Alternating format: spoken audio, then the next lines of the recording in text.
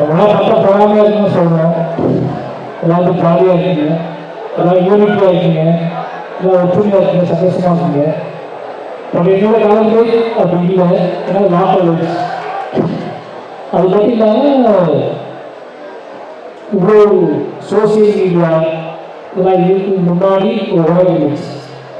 அந்த உலகத்துக்குள்ள கல்லூரியெல்லாம் வேலையாக இருந்துச்சு. இவ்வளோத்துக்குள்ள ஒரு நெட்வொர்க் மார்க்கெட்டாக இருக்காது. நிறைய விஷயங்கள் இருந்துச்சு.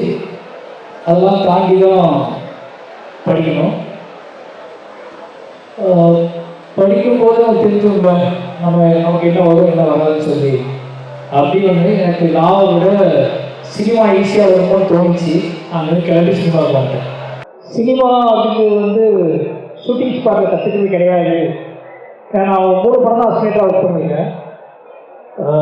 ஃபஸ்ட்டு படத்தில் ஆஃபீஸ் பாய், கற்று தமிழில், தங்கமீன்களில் வந்து நான் அசிஸ்டன்ட் டைரக்டர், கரமணியில் அசிஸ்டன்ட் டைரக்டர். அப்போது பேருந்து வந்துச்சு. சினிமா அப்படிங்கிறது வந்து கிராஃப்ட் கற்றுக்கிறது வந்து ரொம்ப ஈஸி. இன்றைக்கி நீங்கள் யூடியூப் இருக்குது, சோசியல் மீடியாவுக்கு ஈஸியாக கற்றுக்குவீங்க. பட் எமோஷனலாக நீங்கள் கற்றுக்க முடியாது. எமோஷனலாக வாழ்க்கையிலேருந்து இருக்க முடியும். அப்போது ஆர்ட் ஃபார்மோட முக்கியமான வேல்யூ என்னென்னா எமோஷனல். ஏன்னா இவ்வளோ பேர் உழைக்கிறது, இவ்வளோ பேர் கிரியேட் பண்ணுறது, சக மனுஷனுக்கு இன்னொரு மனுஷனுக்கு நம்ம வாழ்க்கையிலிருந்து என்ன பரிமாணத்தை, என்ன புது விஷயத்தை நம்ம கொடுக்க போகிறோம், என்ன மாதிரியான எமோஷனை கடத்த போகிறோம் அப்படிங்கிறது தான் முக்கியம். அப்படின்னா சினிமா அப்படிங்கிறது வந்து ஷூட்டிங் ஸ்பாட்டில் கற்றுக்கிறது கிடையாது. ஷூட்டிங் ஸ்பாட்டில் எரிபொடி வேலை மாதிரி யாருன்னா செய்வாங்க. ஒரு அசிஸ்டண்ட்டாக வேலை பார்க்கணும் அப்படின்னா அந்த வேலையை நம்ம என்ன வேலை சொல்கிறோமோ அதான் செய்வாங்க. ஆனால் வாசிக்கிறது ரொம்ப முக்கியம். நீ உலகத்தை தெரிஞ்சுக்கணும்னா நிறைய வாசிக்கணும், நிறைய லிட்ரேச்சர் பற்றி நீ போகணும். ஏன்னா நம்ம வாழ்கிற வாழ்க்கை இப்போ திருச்சியில் இருக்கீங்கன்னா திருச்சி மட்டும் தான் நமக்கு தெரியும். எல்லாருக்கும் எல்லா வாழ்க்கையும் தெரிஞ்சுக்காது. ஆனால் இருந்த இடத்துல இருந்தே இந்த உலகத்தின் ஒட்டுமொத்த தெருவுக்கு நீ போயிட்டு வரணும், ஒட்டுமொத்த மனிதர்களை சந்திக்கணும் அப்படின்னா அதுக்கு ஒரே வழி வாசிப்பு தான். நீ இங்கே உட்காந்துட்டே ரஷ்யாவை பற்றி வாசிக்க முடியும், எல்லா ஊர்களுக்கும் வாசிக்க முடியும். அப்போ மானுடத்தை சரியாக புரிஞ்சுக்கிட்டால் மட்டும்தான் நீ ஆர்ட் ஃபார்முக்குள்ளே பயங்கர ஸ்ட்ராங்காக நீ வேறுன்ற முடியும்.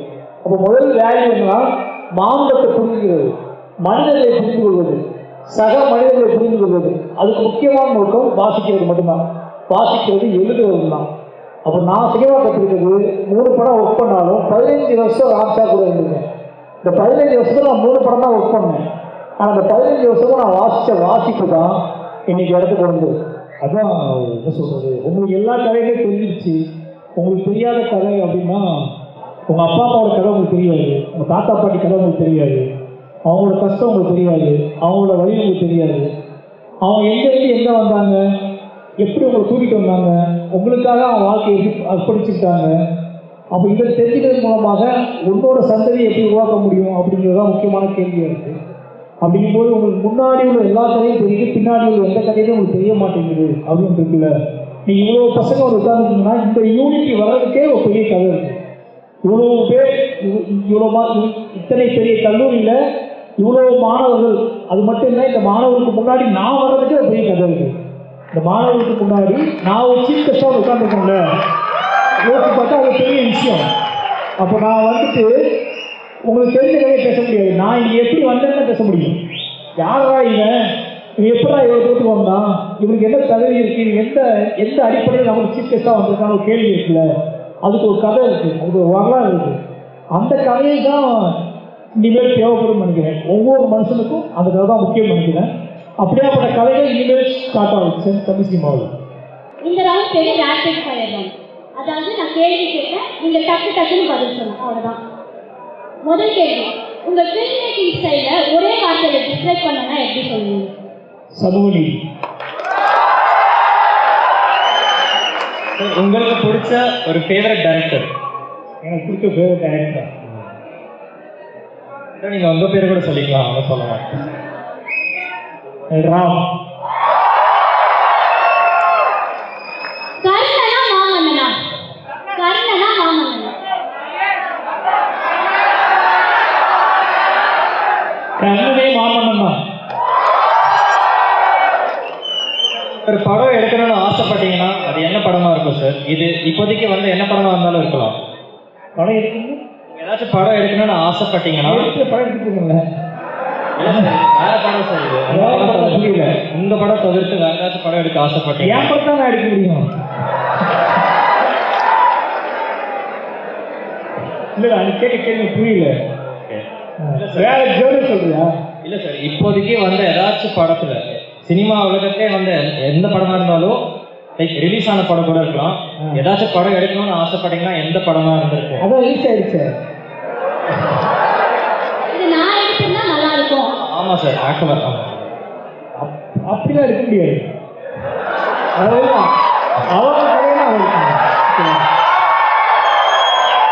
நான் வந்தது என் கதையை யார் எடுக்கிறது நான் வந்தேன். என் படத்தை நான் எடுக்கிறேன். சார் எங்களை மாதிரி யங் மைண்ட்ஸு ஏதாவது புக்கு ரெக்கமெண்ட் பண்ணோம்னா எது சார்?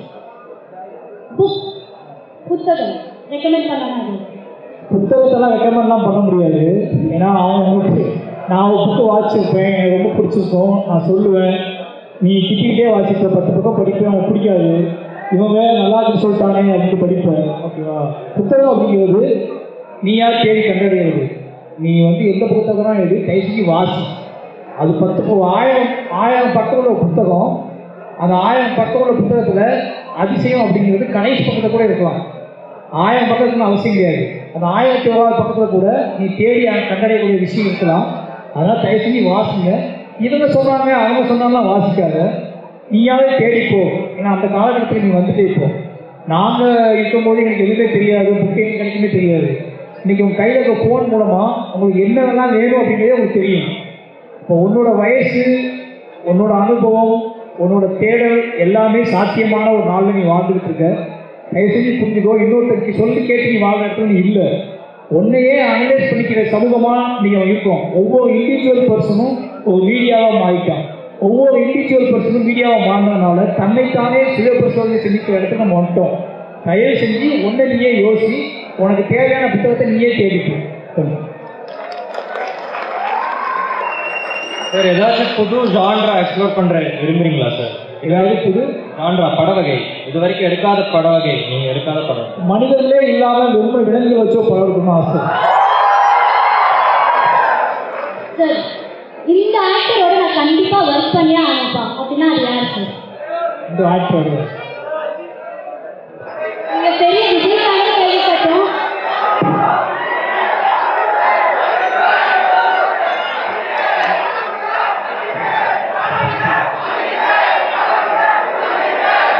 மாரிசெல்வராஜ் கூட ஒர்க் பண்ணியே ஆகணும்னு ஆசைப்படுற எல்லா ஹீரோக்களையும் நான் ஒர்க் பண்ணி ஆகணும். இப்போ ராபிட் ஃபயர் முடிஞ்சிச்சு, இப்போ கேள்விகள் திரும்ப போயிடலாமா? மாமன்னன் படத்துல வடிவேலு சார் ஒரு காமெடி ஐகான், அவருக்கு போய் ஒரு இன்டென்ஸான ரோல் கொடுத்தீங்க நீங்க. அதுல என்ன சேலஞ்சஸ்லாம் இருந்துச்சு அண்ட் நீங்க அதை எப்படி அப்ரோச் பண்ணீங்க? சேலஞ்சஸ்ன்னு என்ன சொல்றது, அவர் பெரிய நடிகர் எல்லாத்தையும் தெரியும். ஓகேவா?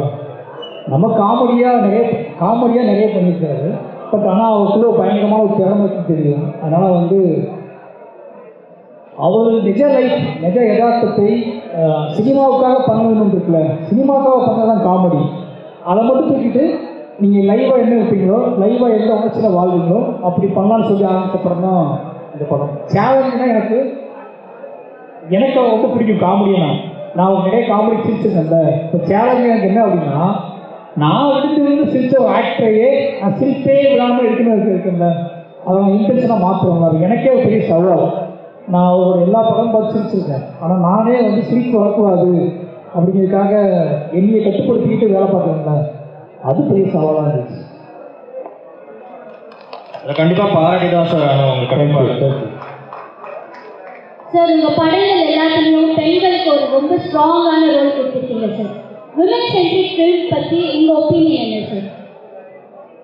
ஒப்பீனியன்லாம் இண்டிவிஜுவல் ஒப்பீனியன்லாம் வேலைக்காக சமூகம் ஒவ்வொருத்தருக்கும் ப்ராசஸ் வேறு வேறு இருக்குது. என்னோட ஒப்பீனியன்ங்கிறது ஒரு உமனோட ஒப்பீனியனோட ஒப்பிட முடியாது. ஏன்னா அது அவங்களோட ஒப்பீனியன்ங்கிறது விசாலமானது, அது ரொம்ப ஆத்தென்டிக்கானது. ஓகேங்களா?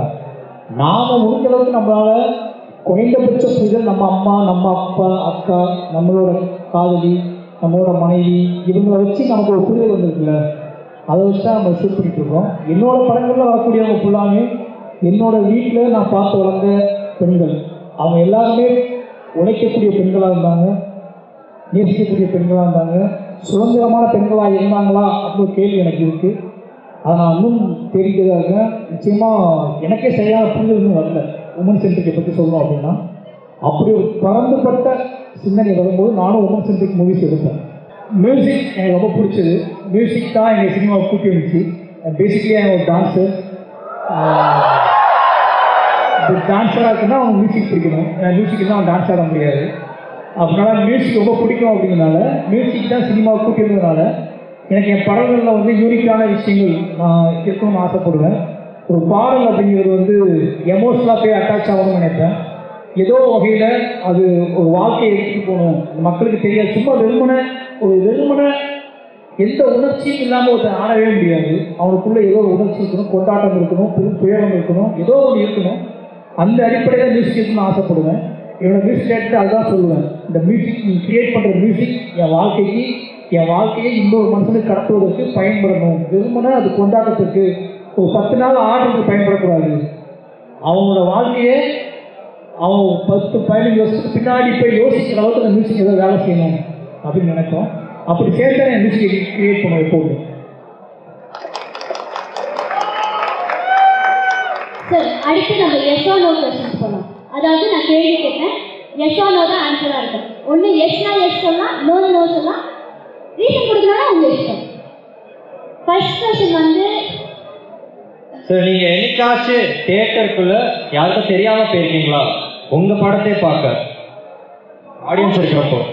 எஸ். எந்த படம் சார்? பரியங்குமார். முதல் படம் ஆனதுனாலயா சார்? அது இல்லை, ஃபஸ்ட்டு ஷோவே எனக்கு யாருக்கும் தெரியாதப்போ நான் பாட்டு ஓரமாக போய் நின்று பார்த்துட்டு இருக்கேன். முதல் படம் இது வேற லெவலில் சார். அந்த எக்ஸ்பீரியன்ஸ், அந்த ஃபீல். நீங்க எப்பயாவது லாஸ்ட் மினிட்ல ஸ்கிரிப்ட் மாத்திருக்கீங்களா ஷூட் பண்ணிட்டு? எல்லா படமும் தான். ஸ்கிரிப்ட் அப்படிங்கிறது வந்து நம்ம கூட வேலை செய்கிறாங்கல்ல, அவங்களுக்கு புரியறதுக்காக எழுதுறது. சினிமா கதை இங்கே இருக்கும், நமக்குள்ள இங்கேயும் இங்கேயும் இருக்காது. இப்போ ஷூட்டிங் ஸ்பாட்டுக்கு போனதுக்கப்புறம் இங்கே ஒரு வேலை செய்யும், ஓகேவா? அது புதுசாக வேலை செஞ்சுட்டே இருக்கும். அதை கிரியேட் பண்ணுறதுக்கு ஒரு டாக்குமெண்ட் கிரியேட் பண்ணல. ஸ்கிரிப்டுலேயே ஒரு டாக்குமெண்ட் தான் என்னை பொறுத்த வரைக்கும். நான் என் கூட சேர்ந்து ஒரு 200 பேர் 300 பேர் வேலை பார்க்குறாங்க.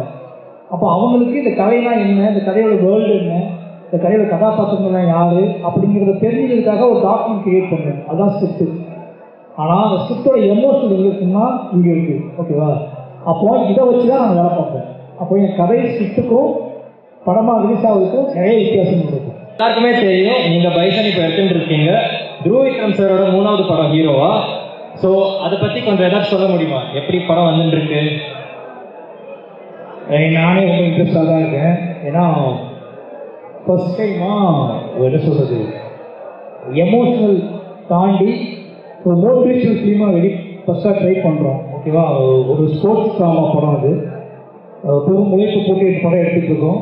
நிச்சயமாக என்ன சொல்கிறது, எங்கிட்டேருந்து இன்னும் வேறு மாதிரி எதிர்பார்க்குற ஆடியன்ஸுக்கு இந்த படம் ஒரு பயங்கர ட்ரீட்டாக இருக்கும். சார், எங்களுக்காக திருநெல்வேலி ஸ்லாங்ல ஏதாச்சும் சொல்லி காமிக்க முடியுமா? அடிக்கடி யூஸ் பண்ணுறது. நீங்கள் பீச் ஸ்லாங் பேசி தருங்க. சென்னை நானும் சென்னை தான் சார். சென்னை பீச் ஸ்லாங் கிடையாது.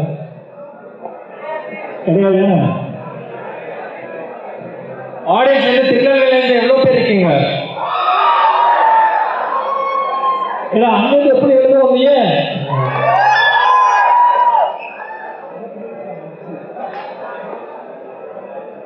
சார், இப்போ எங்கள் ஸ்டூடெண்ட் சைட்லேருந்து உங்களுக்கு ஒரு ட்ரிபியூட் வீடியோ மாதிரி பண்ணியிருக்காங்க சார். அது ஒரு ப்ளே பண்ண.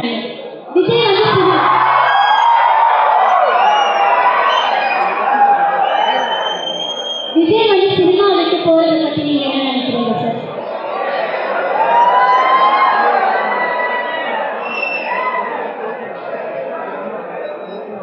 விஜய் தானா வருத்தம், விஜய் தானா அது வருத்தம் தான். அவரோட நீங்க ஒரு ஃபில்ம் பண்ணணும்னு நீங்க நினைச்சிருக்கீங்களா? அதான் சொன்ன மாரி செல்வராஜ் யார் ஒர்க் பண்ண ஆசைப்படுறாங்க. சார் நீங்கள் கர்ணனுக்கு அப்புறம் திரும்பிய தனுஷ் சார் கூட கொலாபரேட் பண்ணுறதா எங்களுக்கு நியூஸ் வந்திருக்கு. உங்களுக்கும் தனுஷ் சாருக்கும் என்ன ஒரு தொடர்பு இருக்கு அண்ட் உங்கள் அடுத்த படத்தை என்ன எதிர்பார்க்கலாம்? லவ் பண்ணுறோம். தனுஷ் சாருக்கு ரொம்ப பிடிக்கும். எங்களுக்கு ஒரு பயங்கரமான ஒரு ரிலேஷன்ஷிப் இருக்கு. ஏன்னா கரியை பெருமாள் முடித்த உடனே ஒரு பெரிய ஹீரோ நான் மால்சுவாரியோட ஒர்க் பண்ண ஆசைப்படுறது இல்லை, அதை பெரிய விஷயம். கூப்பிட்டாரு, ரெண்டு சேர்ந்து பண்ணோம். கர்ணன் என்னோட படமாக வந்து முக்கியமான காரணம் அவர் கொடுத்த ஒத்துழைப்பு. ஓகேங்களா, நிச்சயமாக அடுத்து பிளான் பண்ணுற படம் ஒரு பெரிய படமாக இருக்குது. அதனால் அது ரொம்ப நாள் கைதுக்கு போச்சு. நிச்சயமாக ஒரு முக்கியமான ஒரு படமாக இருக்குது. சார் நாங்களும் உங்களுக்கு ஆல் விஷ் பண்ணிக்கிறோம்.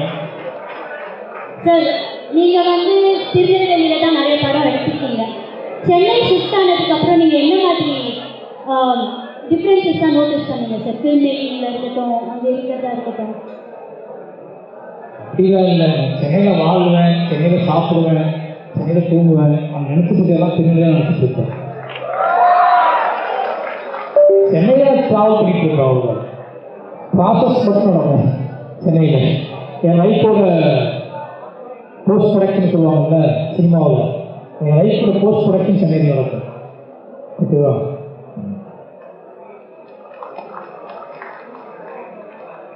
சார் நீங்கள் உங்கள் யங்கர் செல்ஃப், அதாவது சின்ன வயசு உங்கள் மாரி செல்வராஜுக்கு என்ன அட்வைஸ் கொடுப்பீங்க? ஏன் சின்ன வயசு மாஸ்டர் வச்சுருக்கேன். என்னோட சின்ன வயசு மாஸ்டர் இருக்கான். அவன் சூப்பர். அவன் அப்படி இருக்கு தான் எப்படி இருக்கேன். அவன் அட்வைஸே பிடிக்காது. அப்போ நீங்கள் அவங்ககிட்ட அட்வைஸ் வாங்குவீங்களா? அவங்களுக்கு அட்வைஸ் இல்லை, அவங்களுக்கு வந்து ஒரு என்ன சொல்கிறது, அவன் ரொம்ப சுதந்திரமான மனுஷன். அவன் பயங்கரமாக எல்லாத்தையும் தெரிஞ்சுக்கிறான். எல்லாத்தையும் என்ன சொல்கிறதுனா, எதை பார்த்துமே அவன் ஒரு இடத்துல முடங்கி நிற்கல. அவன் ஓடிக்கிட்டே இருந்தான். ஓடி இவர்தான் வந்துட்டான். அதில் அவன் தான் டாப்பு. இந்த ஓடி வந்ததுனால தான் இன்னைக்கு நீங்கள் எங்கள் மேடையில் இருக்கீங்கன்னு நான் நம்புகிறேன். ஆமாம், கண்டிப்பாக கண்டுபிடிச்சியா? நீங்களே சொன்னீங்க சார்.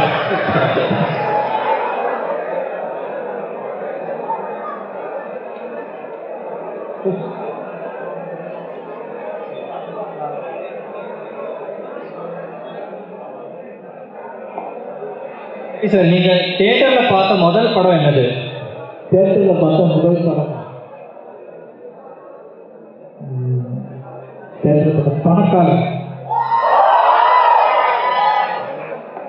சொல்லுங்கள் சார், பணக்காரன்